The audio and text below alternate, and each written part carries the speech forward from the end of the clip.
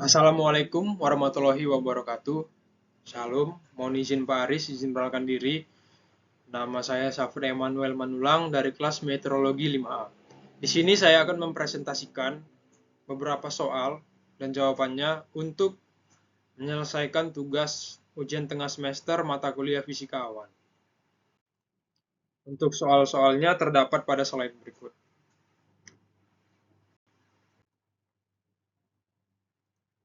Soal yang pertama, gambarkan dan jelaskan konsep diagram dari tahap-tahap mikrofisies awan. Yang pertama itu ada difusi. Ketika tetesan air mulai terbentuk melalui kondensasi uap air di sekitar partikel inti kondensasi atau CCN. Tetesannya bertambah besar karena penyerapan uap air secara langsung. Selanjutnya ada tumbukan penggabungan. Proses ini terjadi ketika tetesan air yang lebih besar bertabrakan dengan tetesan yang lebih kecil dan bergabung menjadi tetesan yang lebih besar. Selanjutnya ada hujan hangat, di mana tetesan air mencapai ukuran yang cukup besar untuk jatuh sebagai hujan dan tidak berbentuk es.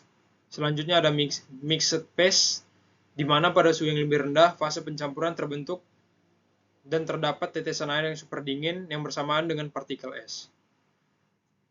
Yang terakhir ada fase glasiasi. Pada kurva di samping ini, kurva bawah menggambarkan lingkungan maritim dengan konsentrasi CCN yang rendah yang memungkinkan terjadinya hujan yang hangat. Pada kurva yang tengah, kasus benua, sejumlah besar CCN menekan hujan hangat. Glasiasi dimulai pada T yang sedikit lebih rendah. Dan yang pada kurva paling atas, lingkungan yang tercemar di mana jumlah CCN yang sangat banyak menghasilkan banyak tetesan kecil di dasar awan. Menekan tabrakan koalensi, pembekuan dimulai pada T yang lebih rendah lagi. Untuk soal nomor 2, jelaskan tentang kurvatur efek, solid efek, dan kaitannya. Yang pertama itu ada kurvatur efek. Kurvatur efek ini menggambarkan laju penguapan dari permukaan lengkung tetesan lebih besar daripada laju penguapan dari permukaan air yang datar, karena adanya tegangan permukaan. Namun, pertumbuhan tetesan memerlukan kondensasi agar dapat melampaui penguapan. Jadi, agar dapat tumbuh, tetesan yang lebih kecil memerlukan RH yang lebih besar di udara daripada tetesan yang lebih besar. RH kesetimbangan yang dihasilkan di udara sebagai fungsi jari-jari dijelaskan oleh persamaan Kelvin.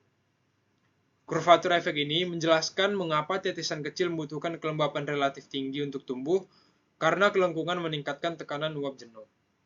Untuk grafiknya dapat dilihat pada slide berikut.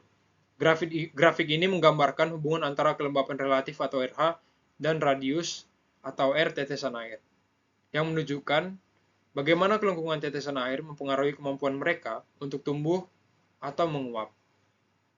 Ini didasarkan pada persamaan Kelvin yang menunjukkan bagaimana kelengkungan permukaan tetesan air kecil mempengaruhi tekanan uap yang diperlukan untuk keseimbangan antara fase cair dan gas. Pada sumbu Y, merepresentasikan RH dalam satuan persen. Kelembapan relatif yang diperlukan agar tetesan air tetap stabil atau tumbuh. Kelembapan relatif di atas 100% berarti udara jenuh yang memungkinkan tetesan air untuk tumbuh. Pada sumbu X menggambarkan jari-jari dalam satuan mikrometer. Radius tetesan air dalam mikrometer. Tetesan kecil memiliki kelengkungan yang lebih besar, yang mempengaruhi tekanan uap yang dibutuhkan untuk pertumbuhan mereka. Pada kurva hitam di grafik ini menunjukkan bagaimana kelembapan relatif yang dibutuhkan berubah seiring dengan ukuran tetesan. Untuk tetesan yang sangat kecil, kelembapan relatif yang diperlukan jauh lebih tinggi dari 100% karena efek kelengkungan. Kelengkungan membuat tekanan uap jenuh di sekitar tetesan lebih tinggi, sehingga membutuhkan kelembapan yang lebih tinggi pula untuk mencegah penguapan. Ada juga zona droplet evaporate. Di area ini, kelembapan relatif di bawah kurva, tetesan air cenderung menguap karena kelembapan relatif tidak cukup tinggi untuk menyeimbangkan tekanan uap akibat kelengkungan tetesan kecil. Pada zona droplets grow, di area ini tetesan air dapat tumbuh karena kelembapan relatif cukup tinggi untuk mendukung pertumbuhan tetesan. Tekanan uap air lebih besar dari tekanan uap jenuh di sekitar tetesan. Pada daerah yang diarsir, yang memiliki RH sekitar 100%, menyoroti kisaran kelembapan relatif yang biasanya ditemukan di awan, menunjukkan bahwa kondisi normal di awan. Tetesan air dengan radius tertentu dapat tetap stabil atau tumbuh, tergantung pada kondisi lingkungannya. Yang kedua itu ada solute effect. Solute effect ini menunjukkan kehadiran zat terlarut atau solut seperti garam atau partikel higroskopis dalam tetesan air mengurangi tekanan uap di sekitaran tetesan. Dengan kata lain, tetesan dengan zat terlarut lebih stabil dan lebih cenderung tumbuh daripada tetesan air murni. Hukum Roth menjelaskan bahwa tekanan uap larutan air dengan zat terlarut lebih rendah daripada tekanan uap pelarut murni. Untuk gambarnya dapat dilihat pada sebelah kanan slide yang menggambarkan solute effect, di mana molekul zat terlarut digambarkan dengan lingkaran hitam terdispersi di antara molekul air, yang digambarkan dengan lingkaran berwarna merah. Kehadiran zat terlarut menyebabkan molekul air berinteraksi dan terikat pada partikel ini, yang mengurangi jumlah molekul air yang bebas untuk menguap. Akibatnya, tekanan uap jenuh di sekitar larutan menjadi lebih rendah dibandingkan dengan air murni itu sendiri. Dalam konteks atmosfer, efek ini memungkinkan tetesan awan tetap stabil dan tumbuh lebih mudah, bahkan pada kelembapan yang relatif tidak terlalu tinggi, memfasilitasi proses kondensasi dan pembentukan awan. Yang ketiga ada kurva Kohler. Kurva Kohler menjelaskan proses di mana partikel kecil atau aerosol di atmosfer tumbuh menjadi tetesan awan. Proses ini dipengaruhi oleh dua efek.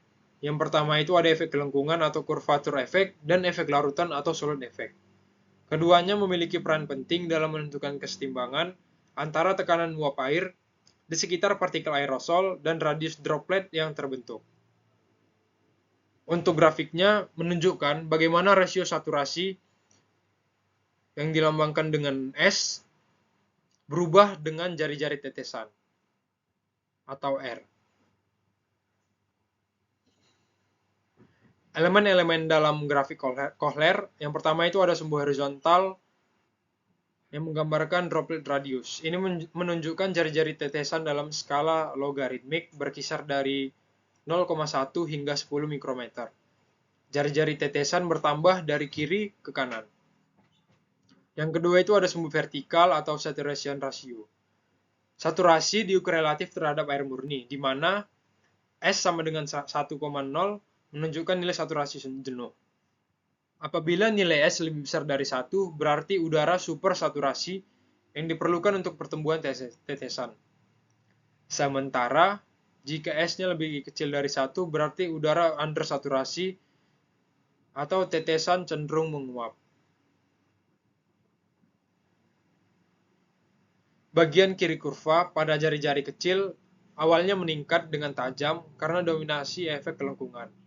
Untuk tetesan yang sangat kecil, kelengkungan meningkatkan tekanan uap, sehingga membutuhkan rasio saturasi yang lebih tinggi untuk menjaga tetesan tetap stabil. Pada puncak kurva, titik tertinggi pada kurva tersebut disebut dengan jari-jari kritis. Jika rasio saturasi di atmosfer lebih besar dari S, aerosol akan teraktivasi menjadi tetesan awan, tumbuh secara stabil hingga mencapai ukuran yang lebih besar. Pada bagian kanan kurva, setelah titik kritis, kurva menurun secara perlahan.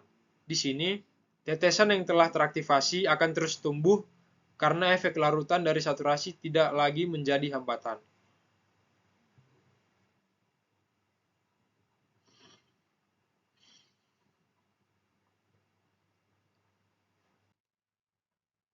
Untuk soal yang ketiga, Jelaskan tentang perkembangan beberapa modifikasi teori parcel udara sebagai efek dari teori parcel yang terlalu cepat dalam akselerasi gaya buoyancy. Yang pertama itu membahas bagaimana parcel bergerak terlalu cepat dalam akselerasi gaya buoyancy. Dalam kondisi atmosfer yang tidak stabil, perbedaan suhu antara parcel udara dan udara di sekitarnya menciptakan dorongan yang signifikan pada parcel untuk bergerak ke atas. Gaya buoyancy bekerja untuk mempercepat parcel tersebut karena perbedaan densitas antara parcel yang lebih hangat dan udara sekitarnya yang lebih dingin. Dengan demikian, dalam lingkungan yang sangat tidak stabil, percepatan yang dihasilkan oleh gaya buoyancy dapat menyebabkan parcel bergerak lebih cepat daripada yang mungkin terjadi pada kondisi stabil. Untuk teori kenaikan parcel perlu dimodifikasi karena mengabaikan beberapa acuan berikut. Yang pertama itu ada hambatan aerodinamis, 2 pencampuran dengan udara sekitar, 3 gerakan kompensasi ke bawah dari udara sekitar, dan yang keempat ada berat air yang terkondensasi.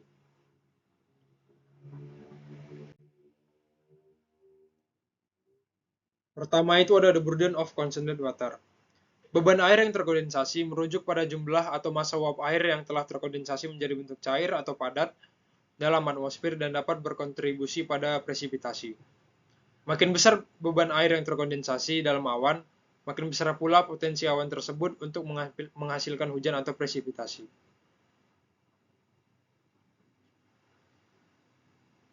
Untuk persamaannya dapat dilihat pada sebelah kanan ini. Penambahan massa akibat kondensasi meningkatkan densitas parcel udara yang memicu gaya apung negatif dan menyebabkan udara turun. Pelepasan panas laten selama kondensasi memanaskan parcel udara di sekitarnya, yang bisa memicu gaya apung positif dan mendorong udara untuk naik. Pada persamaan ini, B itu melambangkan daya apung dan mu aksen melambangkan mixing ratio. 2. Ada compensation downwards motion, yang berkaitan dengan konservasi massa udara, bahwa massa udara dalam sistem atmosfer harus tetap konstan seiring waktu. Udara yang hangat akan naik dan mengalami pendinginan secara adiabatik, kondensasi, dan pembentukan awan. Sedangkan udara yang turun, sebaliknya, mengalami pemanasan adiabatik yang mengeringkan udara dan menghambat pembentukan awan. Untuk menganalisis pergerakan naik turunnya massa udara, perlu mengambil potongan sampel atau partisi dari atmosfer untuk mengetahui aliran massa udara di sumbu vertikal, di mana metode yang tepat digunakan yaitu sliced method. Untuk persamaannya dapat dilihat pada persamaan berikut, yang dimana A itu menggambarkan daerah yang ditempati panas, aksen mewakili udara berputar, E melambangkan massa flux udara ke atas, dan U melambangkan kecepatan thermal. Ketiga itu ada dilution by mixing, atau elemen apung yang naik akan bercampur dengan udara di sekitarnya yang lebih dingin dan kering, sehingga mengurangi daya apung thermalnya. Dilution by mixing ini memiliki 3 persamaan. Yang pertama itu ada proses pengurangan daya apung thermal. Untuk persamaan yang kedua, laju perubahan suhu, dan persamaan yang ketiga itu ada kecepatan paket udara dan rasio pencampuran uap. Selanjutnya yang keempat ada aerodynamic resistance, yaitu hambatan yang dialami parcel udara ketika konveksi maupun subsiden dan pengaruhnya pada proses pembentukan awan dan dinamika atmosfer. Untuk persamaannya ada kecepatan vertikal tutup, di mana melambangkan kecepatan naik tutup, B melambangkan nilai rata-rata faktor daya apung melintasi gelembung, R itu jari-jari tutup, C itu konstanta tak berdimensi. Untuk gambar struktur konvektif bubble dapat dilihat pada slide berikut. Bubble teori ini menjelaskan bagaimana proses perilaku pergerakan massa udara, khususnya menggambarkan udara naik secara konvektif membentuk sebuah gelembung udara. Ketika udara naik, udara di sekitarnya akan memberikan hambatan untuk mengurangi kecepatan proses konvektif massa udara. Tujuannya adalah untuk menstabilkan bentuk gelembung tersebut agar tidak pecah, karena pada dasarnya bentuk gelembung yang ideal adalah bulat sempurna. Karena disebabkan oleh hambatan, maka bentuk gelembung tersebut tidak lagi sempurna dan lebih lonjong. Kemudian, hambatan juga berperan pada fase mixing yang dapat mempercepat proses pencampuran antara kedua kondisi massa udara tersebut. Yang pertama itu ada spherical cup, yang seperti tutup bola dan memiliki radius kelengkungan tertentu yang dipengaruhi oleh pergerakan konvergen dan subsiden massa udara. Selanjutnya ada region max of velocity, yaitu wilayah tengah gelembung yang dimana terdapat kecepatan maksimal massa udara. Selanjutnya ada mixing region, yang berada di sekitar daerah kecepatan maksimum terdapat proses pencampuran massa udara. Dan yang terakhir ada boundary of capture volume, yaitu batas imajiner yang memisahkan udara yang terperangkap akibat konvektif dengan udara sekitar.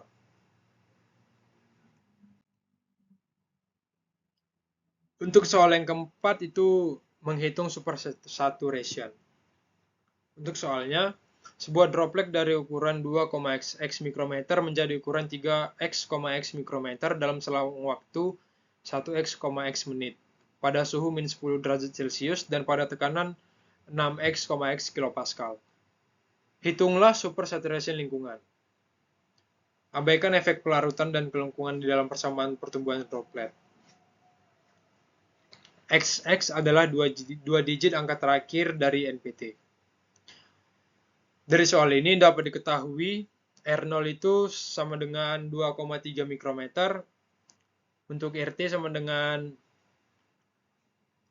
3,33 mikrometer, T sama dengan 13 menit atau 780 second, untuk suhunya minus 10 derajat Celcius, tekanannya 63 kilopascal.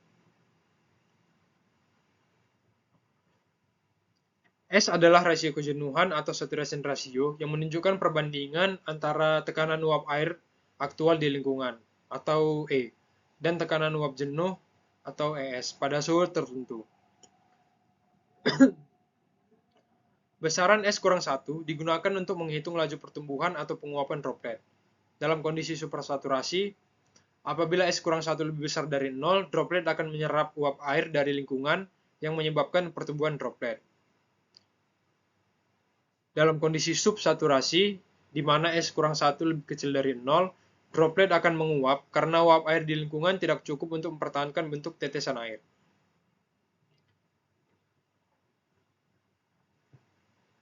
Jika S sama dengan 1,19, maka S kurang 1 sama dengan 1,19 atau 2%. Ini berarti lingkungan memiliki kelebihan uap air sebanyak 2% dari kondisi jenuh yang cukup untuk mendorong pertumbuhan droplet.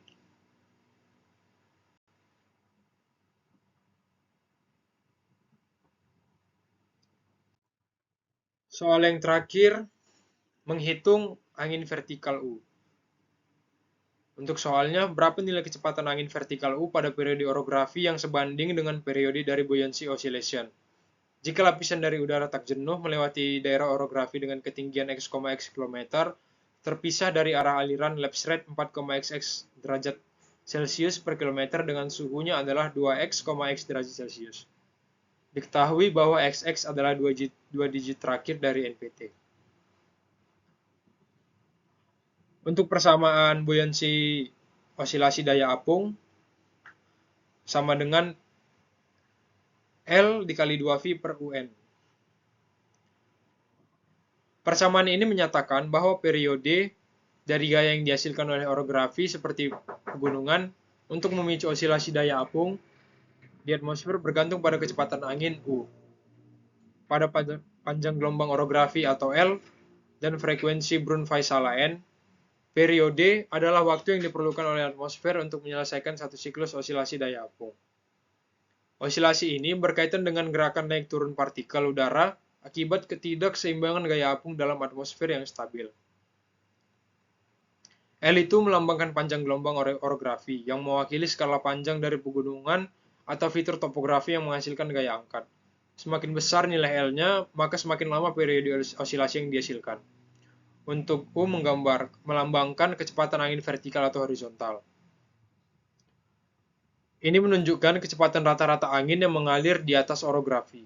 Kecepatan angin yang lebih tinggi menghasilkan periode osilasi yang lebih pendek, karena udara lebih cepat menyeimbangkan gaya apung. Untuk N atau frekuensi Brun-Väisälä adalah ukuran stabilitas atmosfer. Semakin tinggi nilai N, semakin besar pula stabilitas atmosfer, yang berarti osilasi daya apung lebih cepat berosilasi, di mana periodenya lebih pendek. Frekuensi Brun-Väisälä adalah ukuran seberapa stabil atau tidak stabilnya atmosfer. Ini digunakan untuk menentukan apakah partikel udara yang terganggu akan terus naik jika atmosfer tidak stabil, atau kembali ke posisi semula jika atmosfernya stabil.